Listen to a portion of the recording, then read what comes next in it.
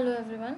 Now I'm going to explain the 6th A lab program, that is 01 Knapsack problem using dynamic programming method. We already discussed the 6th B program, that is fractional knapsack using greedy method. Right, here it is dynamic programming method. And what is the input for 01 knapsack? The inputs are M indicates the size of the bag, and N indicates the number of objects and weights for those objects and the profits. Here this is the header file and the class name is Knapsack DP. DP is dynamic programming. So even your file name must be Knapsack DP, right? And the maximum number of objects are 20. Weights, as I said, weights are going to be stored in W. Profits are P. N indicates the number of objects, M indicates the capacity of the knapsack, V is the solution where we are going to store the solution, and the keep matrix. For keep matrix we have initialized this, right? Next we'll see the main function. Read object. When it calls the read object function, where we are going to read the value of M, N, W, P.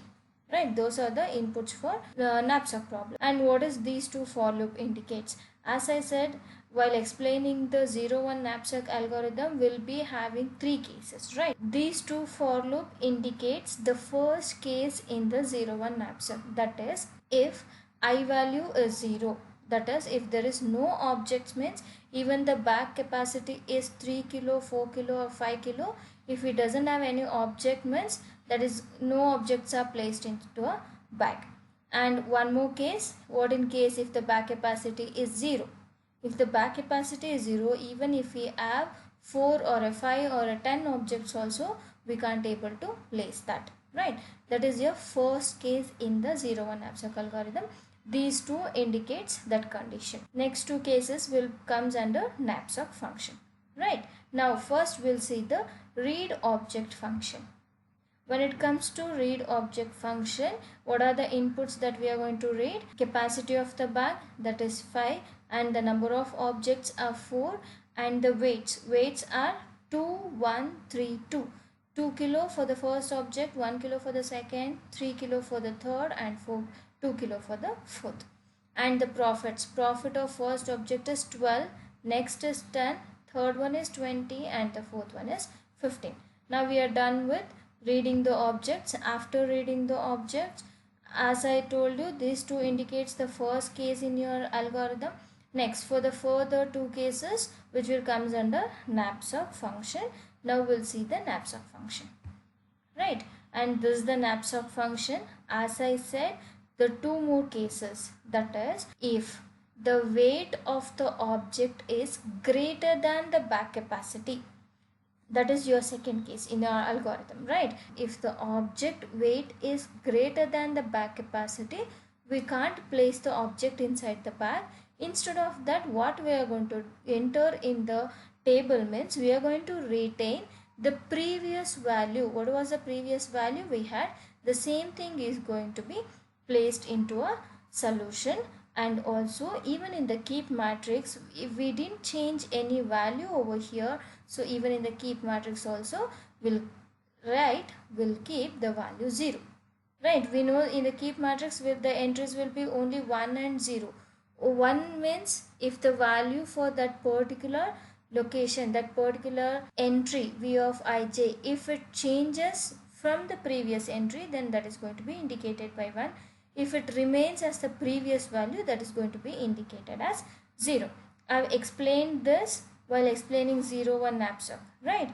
The same two cases are going to be explained over here. As I said, that is your second case, if the weight of the object is greater than the bag capacity. The third case is what in case if the weight of the object is less than the bag capacity.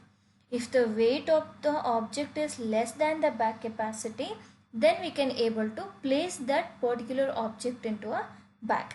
Before going to place that object, we just need to check two conditions, right?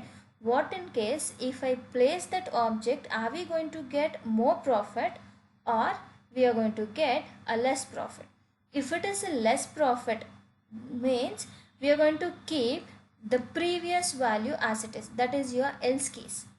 right? If the object weight is less than the bag capacity, then we just need to think of two options. By placing that particular object inside the bag, are we going to get more profit or we are going to get less profit? If we place that object and if we get less profit than the previous one, then we are going to keep the previous value as it is. If in case if we place that object inside the bag, if we get more profit means, then that's going to be executed. These two instructions are going to be executed. Now we'll see if I value is 1 and the j value is 0. The weight of the first object is 2. Is it less than or equal to 0? The condition itself is false. In AND case, any one of the condition is false, the whole statement leads to false. That is, if this condition is false, I just need to execute the else statement. That is, here v of ij, v of I comma I is 1 and j is 0 equal to v of I minus 1 means 0 comma 0. In v of 0 comma 0, what is the value it is there? That is 0, and we didn't change any value over here. We kept the previous value as it is. So even in the keep matrix, the value is 0. Right? That is in place of 1 comma 0. When it comes to 1 comma 1, when it comes to 1 comma 1, the weight of the first object is 2 and it's less than or equal to 1. Condition is false. So we'll just keep whatever the value is there in the previous row of the same column. We'll just keep the thing as it is. That itself is the rejection condition, right? Whatever the value was there in the previous row, same column, that is going to be placed as it is. So even here also we didn't change any value. So even in the keep matrix, that is going to be represented as 0. Next, when j is incremented to 2, the weight of the object is equal to bag capacity. The condition is true. Then we'll check for the one more condition. Profit of the first object. The profit of the first object is 12 plus v of 1 comma 1. That is v of 0 comma 0. V of 0 comma 0 is 0. 12 plus 0. Is it greater than 0? Yes, the condition is true. If this condition is true, then we are going to make a changes for v of 1 comma 2. So v of 1 comma 2 is equal to 12.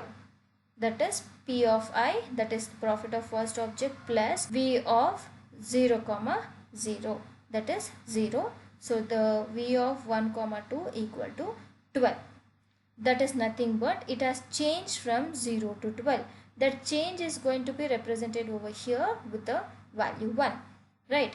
Next, when it goes for the j value equal to 3, right, even the first object, the bag capacity is 3 is nothing but the weight of the first object is 2 and it's possible to place that object inside the bag. So the first condition is true, and also the profit of that particular object, if we place that object inside the bag, the profit is more than the previous profit, right? Previously it was 0. So we have accepted that and we have placed that object, so that is going to be indicated as 12 over here and with the value 1 over here. Even if the bag capacity is incremented, then also the condition is true. We can place the first object because the weight of the first object is 2, so we can place that, and the profit that is obtained from that particular object is 12. Here we have placed 12 and the changes has been done, so it's going to be indicated by 1. Even the bag capacity is incremented to 5, we can able to place the same object, right? So we can able to place the object, so the profit is 12, right? Next the I value is incremented. Next we are going to consider with the next object, right? That is the second object, and the profit for the second object is 10. Like that we just keep on checking with all the objects, right? This condition indicates acceptance and this two condition else part indicates rejection. If statement indicates accept, we have accepted that particular object and place inside the bag, and here the else condition indicates rejection, right? Next, at the end of the knapsack function, these are the entries will be there in V, and this is the entry of the keep matrix, right? Next, once we are done with calculating all the values, the continuation of the knapsack function is, now I just need to perform selection of objects, that is which are the objects are selected and which that is nothing but which objects are placed inside the bag.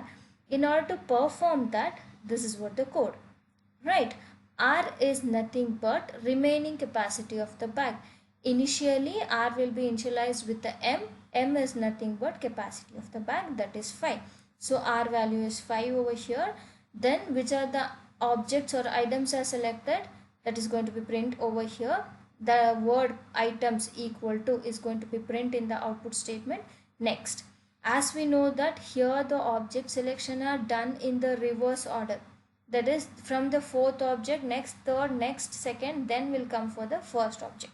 So that's why for loop is started from n and will just keep on decrementing on each iteration, right? Next, first we are taken I value as 4 is nothing but fourth object, I value is 4 and the R value is 5, right? Then check in the keep matrix 4 comma 5.